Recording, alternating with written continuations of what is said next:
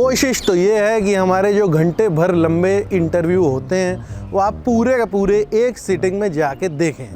लेकिन किसी भी कारणवश अगर आप इतनी लंबी वीडियो नहीं देख पा रहे हैं, अगर आपकी अटेंशन स्पैन, अगर आपकी लाइफस्टाइल इतना लंबा वीडियो सीटिंग अलाउ नहीं कर रहा है, तो आपके लिए खास उन वीडियो से जो हम निकाल के छोटा मोटा अपने आप में एक पर्याप्त एक पूर्ण वीडियो बना के जो डाल सकते हैं, वो डालने के लिए ये चैनल बनाया है।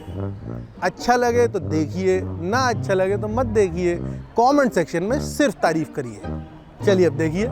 आज विश्व रंगमंच दिवस है, वर्ल्ड 27 वर्ल्ड थिएटर डेट है। तो आप सबों को शुभकामनाएं। हम एक थिएटर में बैठे हुए हैं, तो फिर मेरा मन में ख्याल है कि मैं एनएसडी के किसी से आज संपर्क करूंगा कि अगर कोई मेरे थिएटर के टाइम की तस्वीर मिल जाए। मैं जब एनएसडी में पढ़ता था, नाटक किया, तो मैंने अभी आते हुए सोचा था कि एनएसडी से मंगा के एक तो कम से कम आज वर्ल्ड थिएटर डे का तस्वीरें इंस्टाग्राम पे डाल दूं। थिएटर का या आर्ट का आपकी दुनिया व्यापक कैसे होती चली गई, एनएसडी पे बताना, अभी उससे पहले बताना। पटना में 1-2 प्ले देखा और वो लगा कि गुरु ये तो कुछ अलग कर रहे हैं लोग। मैं मतलब एक परफॉर्मेंस में रोने लगा था मैं थिएटर में बैठ के। एक एक्ट्रेस थी, प्रणीता जायसवाल उनका नाम था, और मैं 1 साल तक पटना में दर्शक था नाटकों का, रोज देखता था। मतलब जिस दिन हो, हफ्ते में 2-3 दिन, उस दिन चुपचाप साइकिल लेके जाके मैं देखता था बैठ के।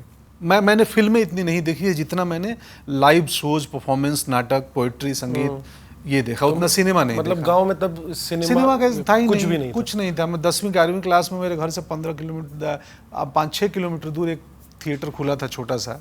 उसमें ज़्यादातर भोजपुरी फिल्में चलती थी या पुरानी कभी कोई फिल्म लग जाती थी, पर घर से अनुमति नहीं थी कि जाएं देखने वहाँ भी।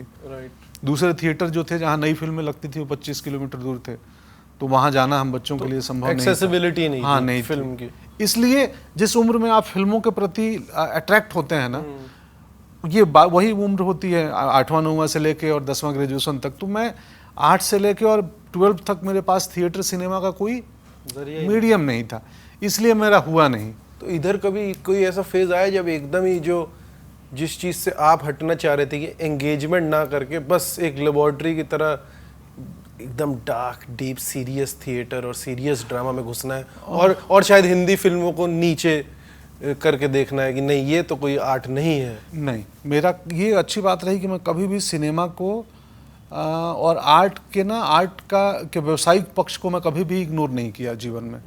मुझे लगता था कि यार कलाकार तभी बड़ा हो सकता है जब उसका व्यावसायिक पक्ष समृद्ध हो। आप क्लासिकल सिंगर भी लोग उसी को सुनना बुलाना चाहते हैं जो सबसे ज़्यादा पैसे लेता है क्लासिकल परफॉर्मेंस की। कि आप बोलो मेरे लिए साधना है तो फिर करिए घर में बंद होकर। बहुत लोग होंगे और मैं सच में उनका आदर और पूजा करूंगा कि अपने आप में मुश्किल है यार कि आप कितना दिन आर्ट का प्रैक्टिस करोगे। एक दिन हम चाहेंगे कि हमारी आर्ट से हमारा घर चले।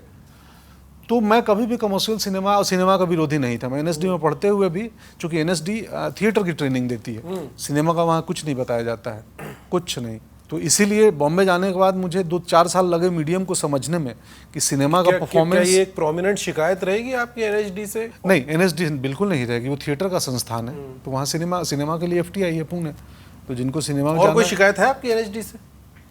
या मेरी शिकायत खुद से है कि मैं एनएसडी में रहते हुए अच्छे से नहीं पढ़ा था। अब लगता है कि मुझे और बढ़िया से पढ़ना चाहिए था। अभी मैं पिछले हफ्ते मिला था वहाँ के बच्चों को, बोला कि यार ये मौका दोबारा नहीं आएगा जीवन में।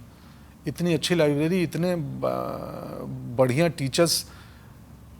तो मेरे वक्त में मैं थोड़ा कोताही करता था, जिसका मुझे मलाल है। प्रोफेशनल थिएटर तो हमने जीवन में कभी किया ही नहीं। प्रोफेशनल थिएटर वो होता है जिससे आप पैसे कमाओ। मैं थिएटर से पैसे कभी नहीं कमाया। रेपर्टरी के पार्ट नहीं, बिल्कुल नहीं। एक दिन कभी नहीं। शुरू से ऐसा दिखता था, या चूंकि आप पटना वहाँ मंच में गए और एनएसडी आए इसलिए, या पटना से शुरू से नहीं था ऐसा, बिल्कुल नहीं था। पटना में गया और पटना में वो अखबारों में एक आदत थी मेरी नगर में आज पढ़ने की। नगर में आज क्या है, एक छोटा सा कॉलम आता है। हाँ। जो पेड नहीं होता है, मतलब आपको संस्था एक चिट्ठी बना के और अखबार के लेटर बॉक्स में डाल देती है कि आप कुछ आयोजन कर रहे हो और चाहते हो अखबार में आए नगर में आज में। हाँ। तो एक एप्लीकेशन डाल दो। तो लोग एक लेटर हेड पे अपने ग्रुप के, ट्रस्ट के, एनजीओ के की डाल देते हैं कि आज भाई यहाँ पे एक गायन का कार्यक्रम है। ठीक है। तो नगर में आज एक कॉलम आता है जिसमें सिर्फ एक लाइन की खबर होती है सारे ऑडिटोरियम की। भारतीय नृत्य कला मंदिर, नाटक, यहाँ शास्त्रीय संगीत, यहाँ झूमर, जो है। तो मैं वो पढ़ता था नगर में आज पटना में, और नगर में आज पढ़ के मैं तय करता था कि आज इस जगह जाऊँगा। और शाम को 4 बजे साइकिल उठा के सीधे उस ऑडिटोरियम में गया और पहुंच जाता था। वैसे ही स्पीक मैके का एक शहनाई बजाने आए थे बिस्मिल्लाह खान साहब, तो उसमें पहुंच गया था मैं जब 22-23 साल की उम्र में, कुछ समझ नहीं संगीत वंगीत की, जाकर बैठ गया बीच में। स्पीक मैके का प्रोग्राम तो पटना के बड़े प्रबुद्ध लोग, हाँ ऐसे अच्छे सिल्क विल्क पहने और खुश से दिखने वाले, शास्त्रीय संगीत सुनने वाले जो चेहरे होते हैं बड़े इंटरेस्टिंग होते हैं। करेक्ट। उनको देख के प्यार हो जाए कि यार ये लोग दुनिया बदलेंगे। सही कह रहे हो, सही हाँ, कह रहे हो, तो शांत खुश प्रसन्न लोग। तो मैं भी बैठ गया, मैं उसमें एक कॉटन का पैंट पहना हुआ, ऐसे बेहुदा टाइप का बाल खड़े और ऐसा हिरन की तरह देख रहा है इधर बाएं।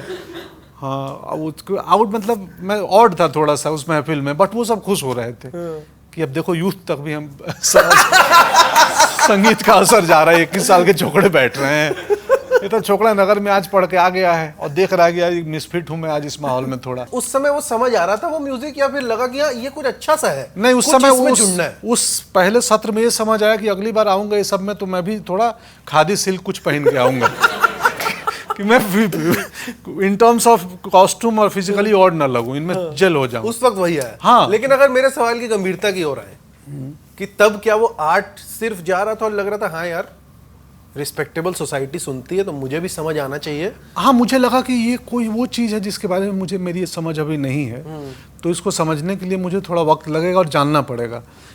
तो मेरे मन में सवाल बहुत होते थे कि अगर ये मैं नहीं समझ रहा हूँ और इतने लोग सुन रहे हैं समझ रहे हैं, तो ऐसा क्या है जो मुझे समझ क्यों नहीं आ रहा है? तो मैं उस पर खोजता था।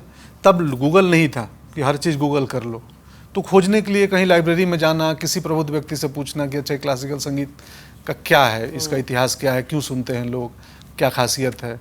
तो पटना में आसपास लकीली टीचर्स बहुत थे और मैं सबके संपर्क में मैं मिलता था अपने सवालों को लेके। किसी के पास गया और मिला, बैठा, पूछा और उनके अनुभव के आधार पर जान लिया। आर्ट की बेसिक समझ में आई। तो ये जो बेसिक नॉलेज आपको पटना में पटना में मिल गया था मंच में, जिसने आपको एनएचडी में एडमिशन दिलवाया। हाँ, तीसरे चौथे अटेम्प्ट के बाद। और आप सबको धन्यवाद। मेहनत करो अच्छे से, काम पे काम करो, सीखो। सीखने के लिए पटना से बेहतर पूरे हिंदी इलाके में कोई जगह नहीं है। जितना बढ़िया लगता है यहाँ पे होता है।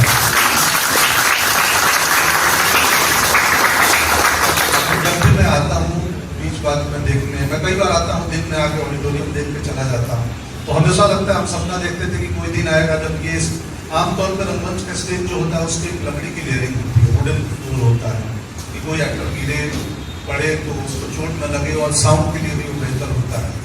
हम ख्वाब देखते थे 22 साल पहले भी एक दिन ये रंगमंच लकड़ी का होगा, लेकिन अभी भी वही पत्थर है जो पहले था, तो घटी का रंगमंच है।